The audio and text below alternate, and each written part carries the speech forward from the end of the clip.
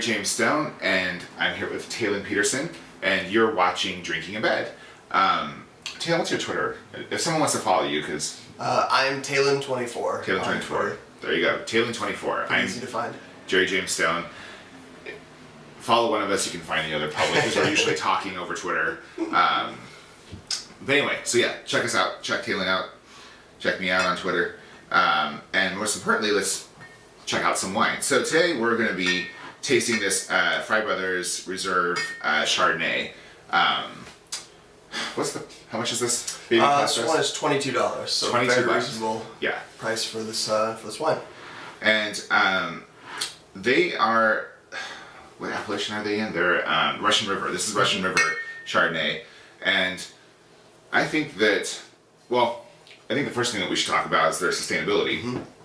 The thing that I kind of like about this winery is they have, like, their conservation. I mean, a lot of the sustainable practices that people do, it's sort of about execution. So it's like, do they use pesticides? What's their water uses? Where does their power come from? All of those sorts of things. But there's things that sort of go outside of that, which is, excuse me, more on like conservation. You know, like, what do you actually do with your land? And what's your mission with your land? And something that Frei Brothers does is they, for every acre that they develop and turn into tasty wine, they also set aside another acre on their property for wildlife habitat. So, which I think is like really important, you know, to sort of think about environmental stewardship, you know, what you want your property to be 10 years from now after you actually develop it. Right. And I think that's a really great thing. Yeah, and it's also keeping that extra acre of land is also developing it into keeping the soil fresh, keeping things around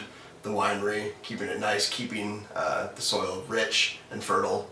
And so there is this great land, because, you know, growing grapes on it is very hard on the land and can just destroy soil very easily over the course of many years. And so having this other natural habitat set aside is a beautiful thing. Plus, when you're running drunk and naked through the vineyard, you want a place to hide, you know? Yeah, you need some trees. You need some trees, you know? I mean, we've all been there. And speaking of that, too, they've actually, so like when they were sort of developing this land, they've had redwoods, I forget exactly how many.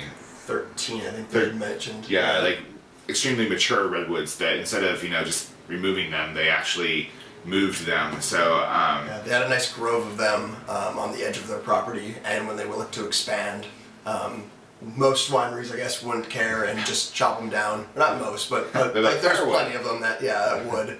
But they actually moved all 13 of these very large redwood trees. Not cheap. No, not at all. And just replanted them in a new location so they could still grow. Yeah, so, I mean, outside of just being sustainable, and I think they're certified by the name's going to escape me now, the California... Sustainable something. I forget the certification. It'll be in the notes. When we forget things, we put them in the show notes. If we're not too drunk to remember to type up the show notes. So let's drink some wine. Excellent. This is that's something else I forgot to mention. This is 100% Chardonnay, right? Did we determine that? I can't remember if we determined that or not. I'm going to give you a nice healthy pour. You're just expect no less. A little too sober for 11 in the morning. Drinking in bed. Yep, drinking in bed. And this is a, I think 13.9% alcohol. Yes. So not terribly overpowered with the alcohol limit, but no. So you drink a good amount of it. You can at least drink 4 bottles before you're going to feel it. Well, maybe not quite that far. But you should anyway.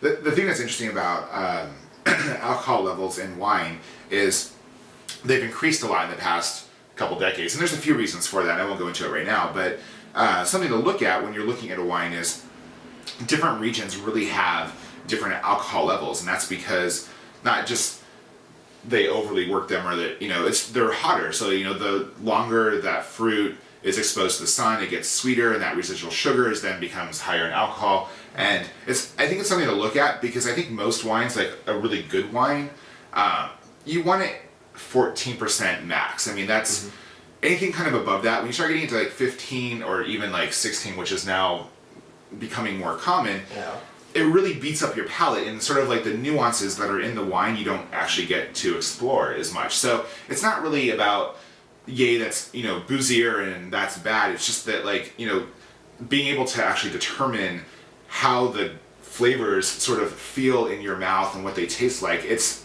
becomes hidden under that much alcohol. So 13.9, yeah, and that's a decent amount. That's a good. It's a good spot to be. And yeah, cheers. Let's try it. Lola looks quite happy on your lap, by the way. She's cheating on me. So that's an oak. Refreshing. Yeah. That's oaky. Yeah.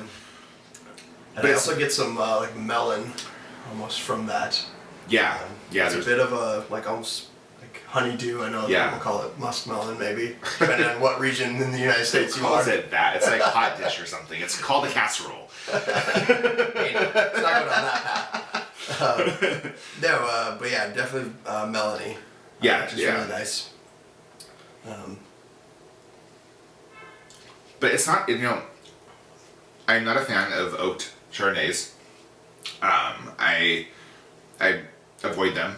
But this is actually nice. I mean, it's just enough vanilla, I think, to sort of accent the fruit without feeling like it's been, you know, just coated. Yeah, well, I think that's something that you and I have talked about before with oaking and your preference, and not like oak, is that it has In whites, done in whites. right. In whites, Yeah, it's just... right. Yeah, exactly. And it's like it has to be done right. Where you've mentioned before that usually it's to hide something, hide like a defection in the wine or something. Crappy wine that hides really crappy wine. But if done right, oak can be very nice. Yeah, This one is definitely there, and it's, you know that it's oaked, but it's not obvious that it's oaked. Well, exactly, and that's the thing. It's like it's balanced, and I think that's the key thing to any good wine. It's like, you know, people talk about things that they hate and like in wines, and really, when you have a wine that goes in one direction in anything, it's actually never really a pleasant experience. But if they balance it, it actually can work out quite well. You know, I mean, like one of the more odd flavors in wine that you sort of encounter is mint. I mean, mint and eucalyptus are pretty common throughout a lot of wines. It's usually really subtle, but it's just enough to clean the palate that it doesn't, you know, your mouth isn't like beaten up from like drinking that wine, and you can drink a whole lot more as a result of the mint, you know. But obviously you don't want a minty wine. No one wants that, right? Like, save that for the mojitos. So, which we should maybe get later, but quite possibly. But yeah, so I mean, like, if it's balanced and it's not overly oaked, it's not super buttery, you know, like this has a nice mouthfeel, and like that comes from the oak. It has that like sort of, you know, lactic fermentation that just feels good in your mouth, but it's not heavy when you finish. It's like, it has a nice clean finish for how full it feels. I could drink a lot of this. You could drink a lot of anything, Jerry. I mean, that's tequila. Especially tequila. I have a thing for tequila. Not this morning, though. Not this morning. I have not had tequila yet this morning. But no, it's still like smelling. You smell more of like the citrus, or smell more of like a tang almost to it. But the taste is to me a little more melon, a little more of like the oak kind of, I think, smooths it out a little bit. Yeah, but the smell is really great. No, it is. It's nice. It's nice. Well, it's actually kind of funny. I mean, a lot of times, what I love about wine is how the smell can be so different from the taste. But actually, I feel this one is actually pretty spot on with what you taste. So I mean, like, which usually is not something that appeals to me, but I think this wine is so well balanced that it's appealing. Like, the smell is nice, and then when you drink it, it's a similar experience, but also nice, you know.